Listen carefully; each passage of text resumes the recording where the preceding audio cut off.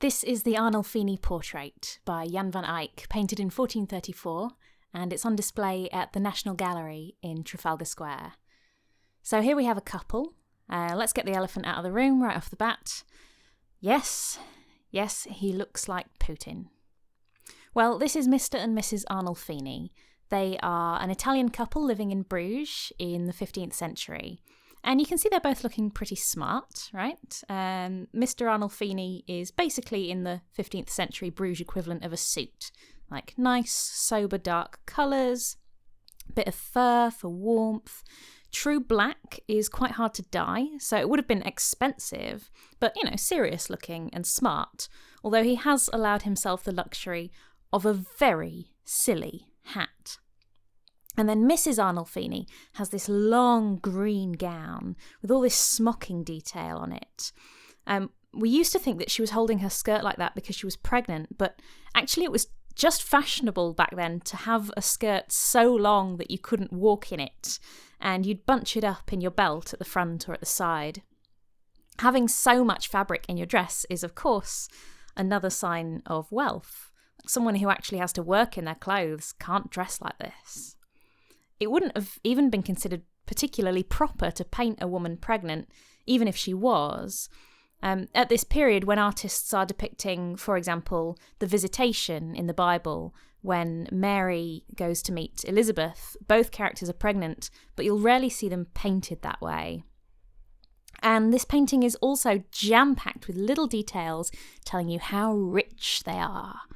So have a look at the windowsill. There's some oranges. Now, no one just keeps 3 loose oranges on their windowsill. They've put them in that picture on purpose because it cost a lot of money to ship oranges all the way to Bruges from Italy or Spain, and they want you to know that they eat classy, expensive fruit because they are classy, expensive people. And the furnishings are really luxurious too. There's the bed, which is swimming in fabric, a bit like Mrs. Arnolfini herself. And there's the carpet, like paying somebody to knot every single thread of that carpet by hand would be really expensive. Oil. One thing Van Eyck is really good at is oil paint. And this was a relatively new technology that was getting popular in the Netherlands.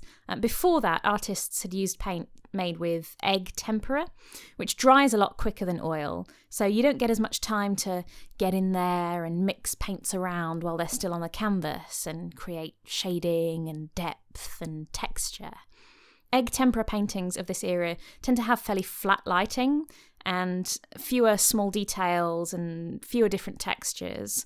So let's start with how detailed this thing is. Like, look at that carpet. It must have taken Van Eyck ages just to do this object that sits in the background. Like, they could have just had bare floorboards, but no, every inch of that carpet is perfectly patterned with all its different colours. And if you look at the mirror, there's these little inlaid scenes around it from the Passion of Christ.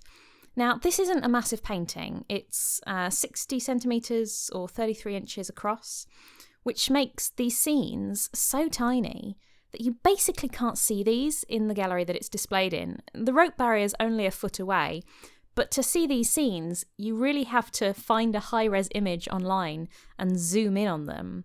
Some of these details are so small that they would have been painted using a single hair.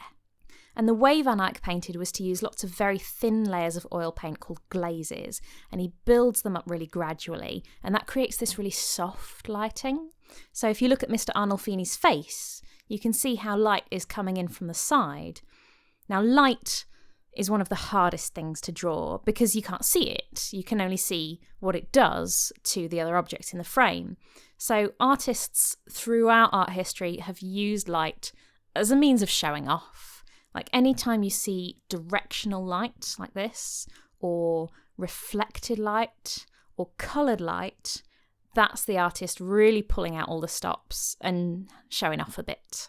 And look at all these different textures that Van Eyck manages to create.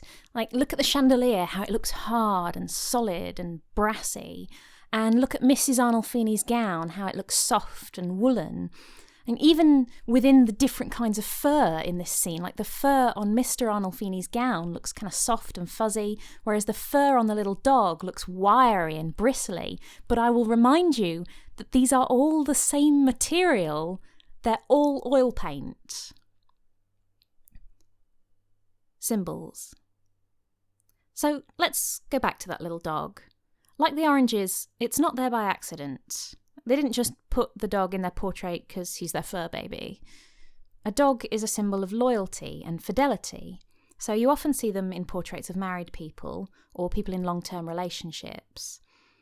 And there's also some stuff going on in the painting that we just don't understand. The Arnolfinis have taken their shoes off and just sort of left them scattered on the floor. And there's the mirror on the back wall. Like, it's a bit of an odd thing in itself, right? Like this convex mirror. Artists have often used reflections, especially distorted ones, as a way of showing off a bit, because they're really hard to do right. But, oh, okay, this one's not very big. Maybe the Arnolfinis just had this bit of kitsch on their back wall. But if you look closer, you can see what's reflected in the mirror. So we have the backs of Mr. and Mrs. Arnolfini, as you'd expect, but then there's these two other figures standing in the doorway, where we, as the viewer, would be standing. There's one in red and one in blue. So are they us, or are we them? Is one of them meant to be Van Eyck himself, and maybe his assistant? If so, why doesn't he have his easel or his paintbrushes? Who are these people? And there's more strange symbolism in the candelabra above their heads. It has just two candles in it. One above Mr. Arnolfini and one above Mrs. Arnolfini. Mr. Arnolfini's is still burning, but Mrs. Arnolfini's has just gone out. Like, we can see a little wisp of smoke still coming off it. Now, Van Eyck didn't trip and paint that by accident. What's it there for then? Are we supposed to infer that Mrs. Arnolfini has died? Her candle metaphorically burned out? This is a memorial portrait? She definitely looks a lot more idealised than Mr. Arnolfini. She's got this really pale skin and this high hairline. She's got these long white fingers. And Mr. Arnolfini does look kind of sad. And then written on the wall above the mirror, there's these words in Latin. Johannes van Eyck fuit hic 1434. Jan van Eyck was here 1434.